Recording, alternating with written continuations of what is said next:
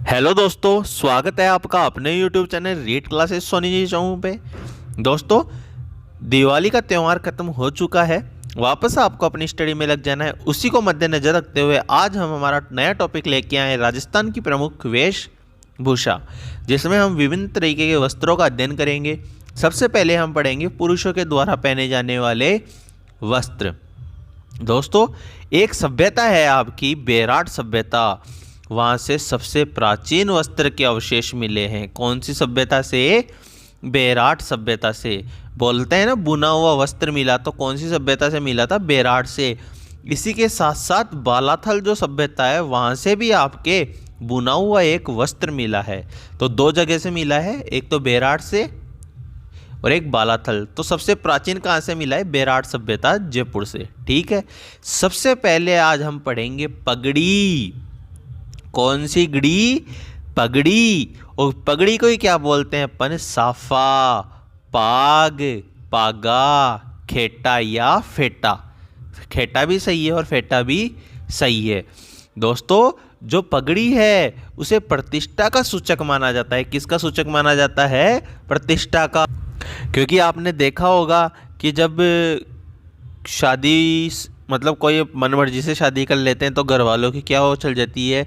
पगड़ी उछल जाती है। तो पगड़ी को इज्जत माना जाता है, तो प्राण प्रतिष्ठा का सूचक है। किसका सूचक है? प्राण और प्रतिष्ठा का। सबसे जो प्रसिद्ध पगड़ी है भाई, मेरी है, यानी मेवाड़ की है। किसकी है? मेवाड़ की। लेकिन बंदेज के लिए पूछे, किसके लिए? बंदेज के लिए, तो जोधपुर की। बंदेज के लिए कहाँ की प्रसिद्ध है भाई? जोधपुर की। और विश्व की सबसे बड़ी पगड़ी रखी हुई है बागौर की हवेली। और बागौर की हवेली आपको पता है भाई कहाँ पे है?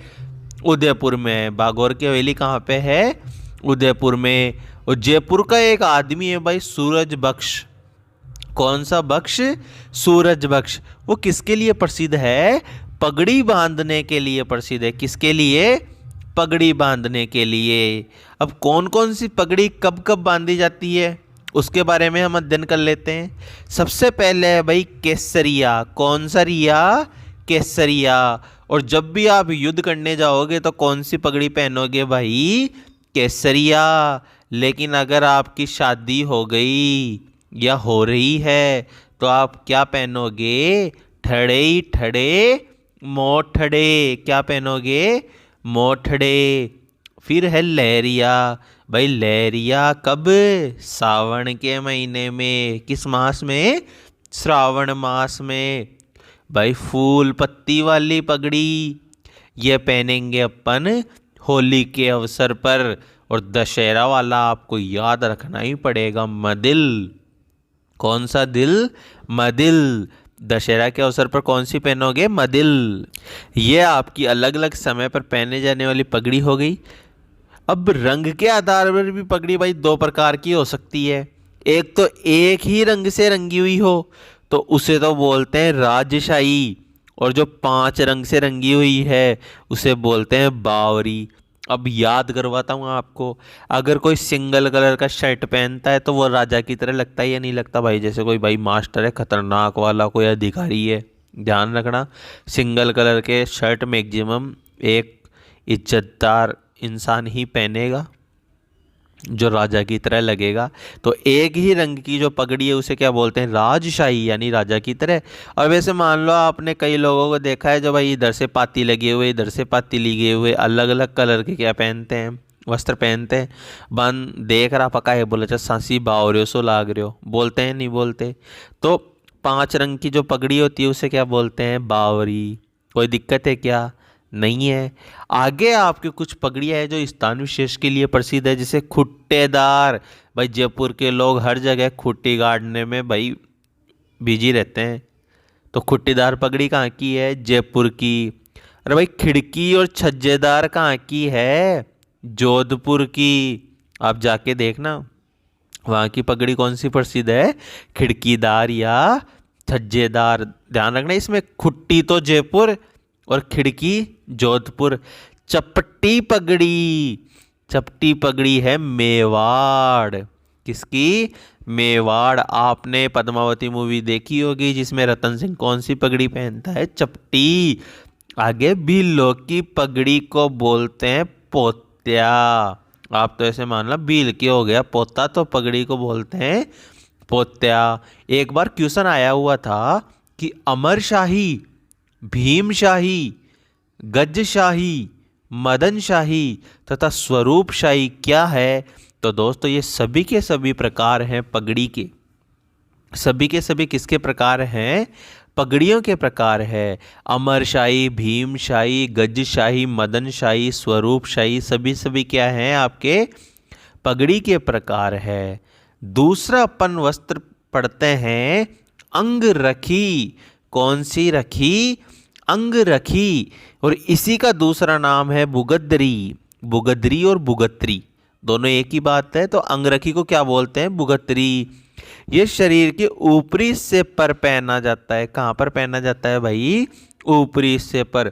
इसके कोई प्रकार भी है क्या? हाँ जी, कानो, गाबा, तनसुक, मिर्जाई, दूताई। कौन कौन से हैं? कानो, गाबा, तनसुक, मिर्जाई तथा दूताई।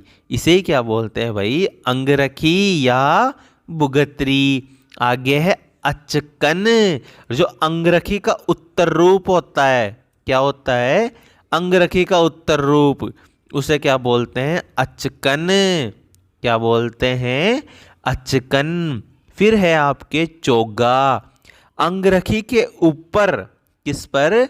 अंगरखी के ऊपर पहने जाने वाला वस्त्र। मतलब जैसे आपका ये आदमी है भाई, है, ये एक बनियान सी पहनता है जिसके ऊपर जेब सा लगा हुआ रहता है। आपने देखा होगा बूढ़े लोग पहनते हैं, वो तो होती है अंगरखी। और इस अंगरखी के ऊपर ही एक कुर्ता पहने रहते हैं, वो बोलते हैं चोगा। फिर है जामा। यह शरीर के ऊपरी हिस्से में पहने जाने वाला वस्त्र है जिसमें ऊपर तो चोली और नीचे घेर होता है। आपने गुजरात में देखा होगा ऐसी ड्रेस, है ना? उसमें ऊपर से तो चोली, नीचे क्या रहता है? उसके घेर, जो डांडिया के समय पहनते हैं। फिर है आपका ब्रिजेस। भाई ये बहुत चली थी तब आया था इसका क्रेज 5-6 साल के लिए, लेकिन अब बंद हो गई है। चूड़ीदार पजामे के स्थान पर काम में लिए जाने वाला वस्त्र। ये ऊपर से तो खोड़ा खोड़ा सा होता है ना, जांघों की तरफ से तो, और नीचे से जीरो मोरी की तरह से होता है। ये होता है आपका ब्रिजेस या ब्रजेस। आगे है आपके अजरक प्रिंट। जो मुसलमान है वो नमाज अदा करते समय एक वस्त्र बिछाते हैं, उसे क्या बोलते हैं? अजरक। फिर है शेरवानी। भाई दूल्हा पहनता है ना शेरवानी, तो वो मुसलमानों का पहनावा ही है भाई। ये शेरवानी किसका? मुसलमानों का। फिर है धुंधी। भाई धुंध कद पड़े सर्दियों में या वर्षा में? तो सर्दी या वर्षा में ओढ़ा जाने वाला उनका त्रिकोणा वस्त्र क्या होता है? आपका धुंधी। फिर है कमरबंद। ये अंगरखी के ऊपर कमर पे बांधे जाने वाला वस्त्र होता है जिसमें क्या लगी होती है भाई? तलवार लगी होती है। क्या लगी होती है? तलवार लगी होती है। आगे आपका वस्त्र है आत्म सुख। कौन सा सुख? आत्म सुख। भाई सर्दियों में ही अगर आपको रजाई मिल जाए तो आप क्या करते हो भाई? आत्म सुख मिल गो। तो ये सर्दियों में ओढ़ा जाने वाला वस्त्र है जिसकी तुलना की जाती है कश्मीरी फिरन से। आप जानते हो ना कश्मीर की रजाइयाँ कोमल कोमल मखमल की जैसी, वैसे ही होता है आपका आत्म सुख। तो ये कब ओढ़ा जाता है भाई? सर्दियों में। किससे तुलना की जाती है इसकी? कश्मीरी फिरन से तुलना की जाती है। अगर आपको पूछे भाई सबसे प्राचीन आत्म सुख कहाँ रखा हुआ है, तो सिटी पैलेस। कहाँ? जयपुर में। कहाँ रखा हुआ है भाई? सिटी पैलेस जयपुर में। आगे आपका वस्त्र है पछेवड़ा।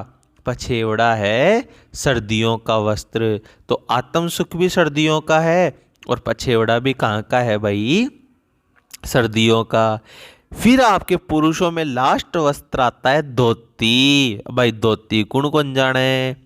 90 सेंटीमीटर तो चौड़ी, 90 सेंटीमीटर तो चौड़ी और 4 मीटर क्या होती है भाई? लंबी होती है। क्या होती है? लंबी। मतलब 90 × 4 मीटर की होती है आपकी।